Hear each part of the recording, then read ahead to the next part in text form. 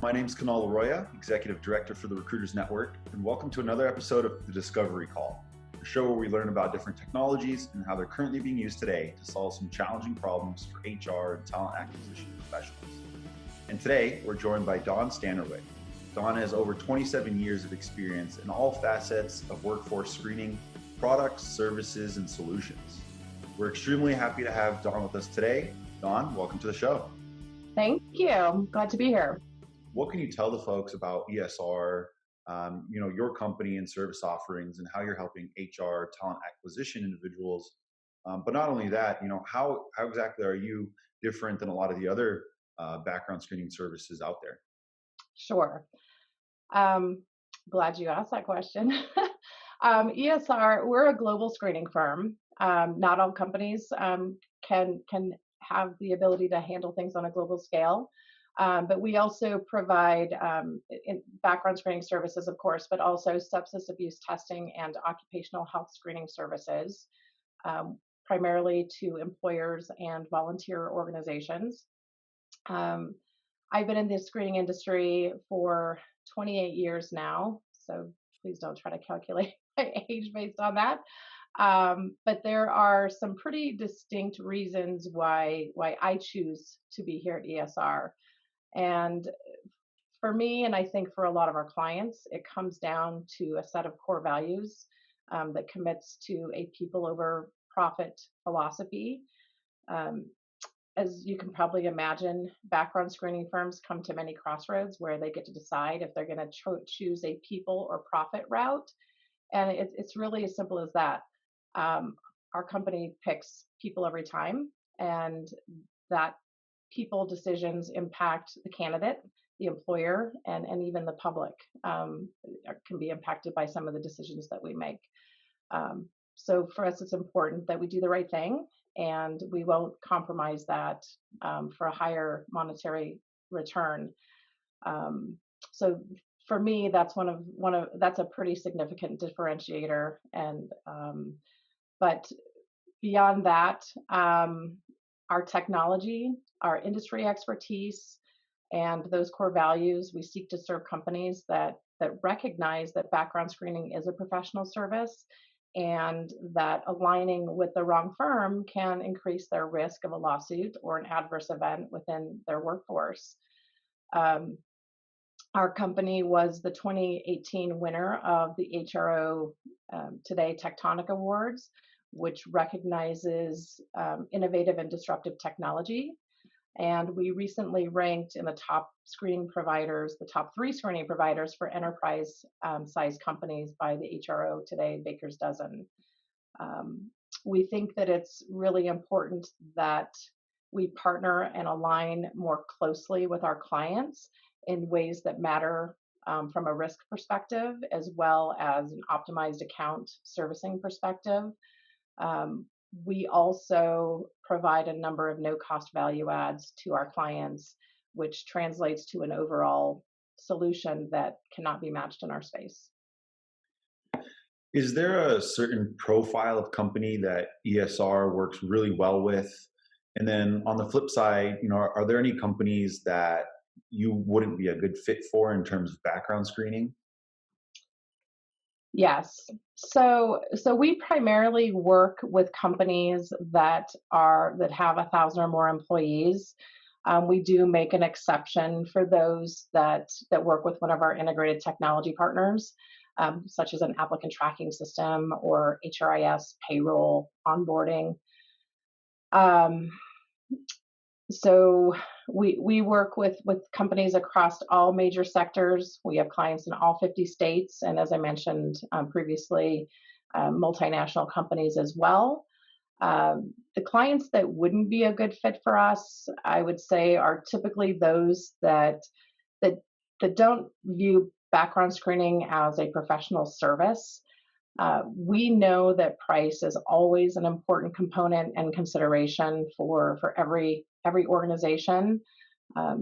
We as a company will not sacrifice quality or our offshore aspects of our core operations or seek to be a commodity type product. we don't view that it is worth it, based on the potential impact to the candidate, and the potential for that to impact the end result of our reports. I think that there's significant value in working with a firm that gets it right and has the competency to manage the complexity of the existing and evolving landscape. And so I think our clients choose to work with us because we do possess that competency. And I think that most organizations we would be a good fit for. Don, given the amount of content and media that's posted by individuals on social media platforms these days, it seems as though nothing is really safe from being used against you in something that could be a background screening for potential employment, even if it was posted years ago. So I want to ask, how does social media now play a role in background screening, given this context? There's been a lot of talk about how recruiters and employers are leveraging social media, um, but also kind of how they reconcile the culture that they're trying to build within their organizations. Their vetting process is one consideration, personal privacy is another. And so determining what is too far and too much. We live in a society now where there's a lot of information out there about us, and and the question of whether or not potential hires have any right to privacy, and kind of where that line is drawn. I suspect if you asked 20 people where that line is drawn, that the answer would vary pretty significantly. Um, we do have an hour-long webinar on this topic, as well as a white paper that talks through the best practices in more depth, but I'll kind of give you a few of them. Um, one of them is the TMI issue. And the concern is that when you view a person's social media, that you have the potential of discovering protected class information like religion, medical condition, age, ethnicity, and those are obviously problematic in a hiring context. And even if you don't use the information against a person, it could be claimed that you were influenced by it. So that's one thing that leads into the next best practice is to make sure that you have a policy, a really strong policy. Social media can be very subjective, and the job of policies is to create a roadmap for consistency, and is supposed to try to reduce the subjective nature of social media. So employers should, as part of that policy, decide which sites are going to be searched, and they should make it very clear what type of information constitutes a disqualifying factor. So, I mean, we can come up with countless examples of people who post things on social media. Maybe they're engaging in activities outside of work that are perfectly legal, but may potentially have an impact on the company's image. Um, so there's a lot to consider when you're putting together a policy, and just making it really strong, and identifying and also using it reasonably, making sure that the decisions that you make are being weighed against privacy, and the knowledge that people have lives outside of work, and they may be um, posting things on their social media that aren't going to harm the company. Don, speaking from experience, I hope this first consultation is free of charge. No, not a penny. Yeah. So I think it's a great transition into a recurring segment we have here on the show called How Accurate Is. Okay. So I've sent you some pictures. If you could pull those up and just one by one kind of describe the images to the viewers. And in your experience in the industry, maybe describe how accurate or inaccurate they may be. How does that sound? That sounds good. Right. Okay, so our first meme is um, when you get a background check, but the applicant has already started working and it has a concerned looking face. So I would say most employers conduct the background check um, before the candidate or before the individual is employed. We do have some companies that will hire contingent on the background check, but there's some additional legal considerations potentially if you do the background check or perform the background check post hire. Um, but we know that the funny part of the meme is that we know that employers are eager to get talent into place, get people hired, get them working, um, and and and sometimes they just need to make sure that they are doing that background check in the right place at the right time. The other one is from one of my all-time favorite movies, Airplane. When a background check takes so long, you start wondering if you accidentally committed a crime. So this is definitely definitely a play on turnaround time. Again, we know that employers are so sensitive to turnaround time, and hopefully none of our clients are waiting so long that they start worrying that they may be in trouble. Um, and now you're making me go watch Airplane again this weekend just because I haven't seen it in so long. It's one of my favorites. The next one is a company called and asked for my SSN for a background check. So I guess you could say things are getting pretty serious. It's true. Social security number is part of your personally identifiable information, and we want to keep it safe. And so it is serious. It's definitely serious at that point. And the last one is somebody crying. I hired somebody and forgot to do a background check. You should definitely be crying if you skipped that part. Um, yeah, we find that so many there more than 90% of employers are doing background checks. So if employers aren't doing a background check, and that's not part of their process. They if they're not crying now, they will probably be crying later because just looking at the class action lawsuits and the continual rise of um, those just looking at the charts myself makes me want to cry. I think that's all of them. All right, Don. Well, that concludes our segment of How Accurate Is. Thank you so much. Sure. What do you think are some of the trends, or what do you foresee being some of the most important things to keep an eye out as folks think about background screening moving forward into this new year? I'm glad you asked this question. We release our highly anticipated trends each January, and we follow up with a webinar that is typically led by our CEO and attorney Les Rosen. We're getting ready to have that at the end of February. So, a few of the trends that we plan to talk about during that webinar, the FCRA class actions will still continue to target employers and background screening firms. That makes that meme not quite as funny. But we do expect that in 2020, employers and screening firms are going to continue to be targeted by lawsuits.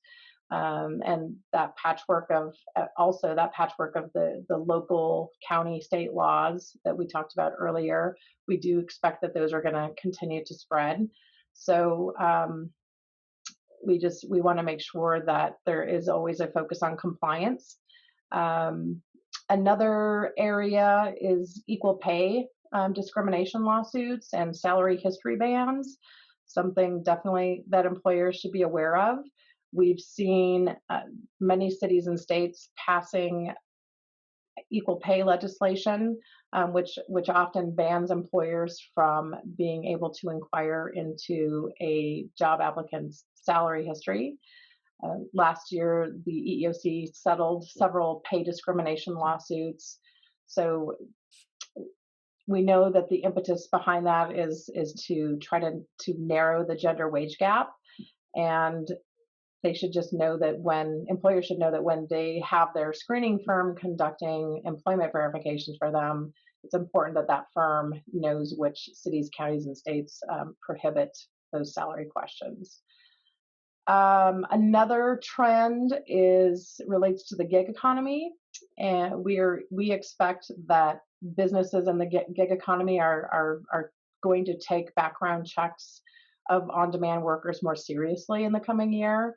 This is something that's in the best interest of any person who uses any gig economy services like transportation, housing, deliveries, home deliveries, other types of services.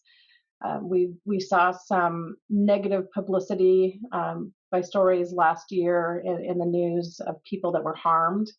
Uber had released their safety report that revealed nearly 6,000 sex assaults were reported between 2017 and 2018. And as a result, we do expect that gig economy employers are taking screening very seriously in the coming year.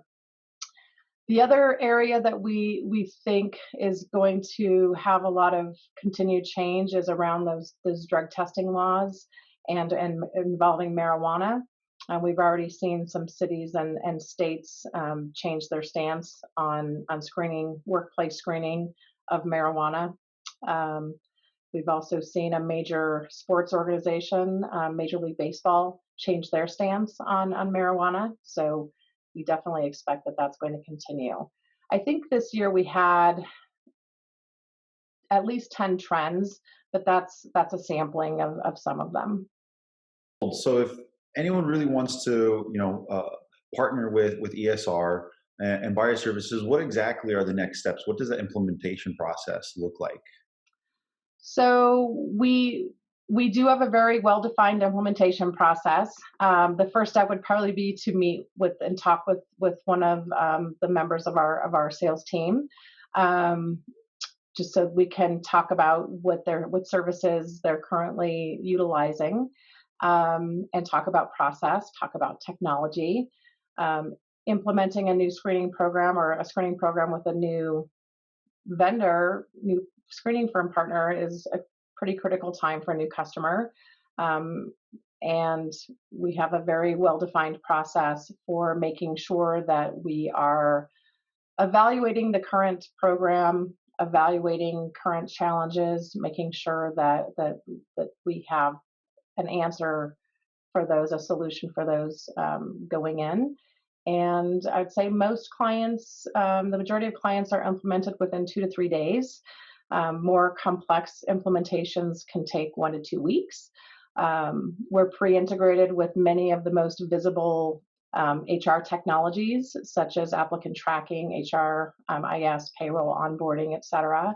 Um, but our team makes sure the experience for new clients is very hands-on and very smooth. I think a lot of companies are afraid to move from their current provider because they're worried that the transition is going to be a difficult time. But we make sure that it's not.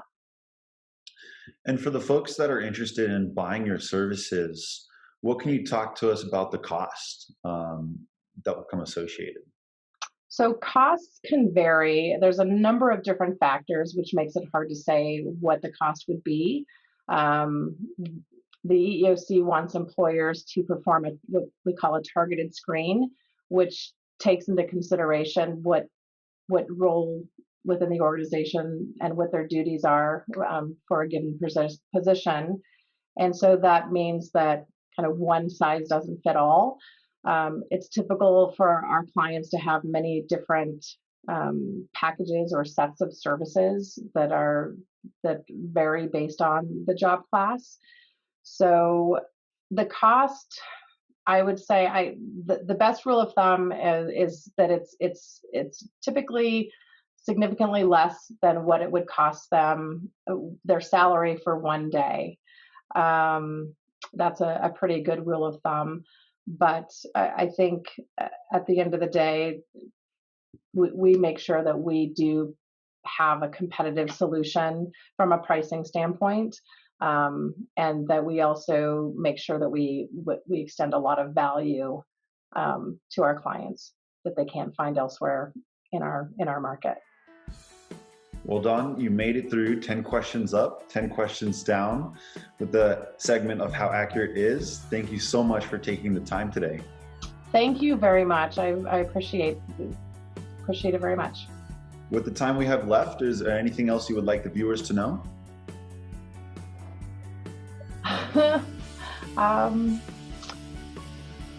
Just, I think, don't underestimate compliance. Don't underestimate the importance of doing your due diligence and making sure that you're aligned with the right company, and that you have the right services in place. Thanks so much, Dawn. Thank you. Catch you next time.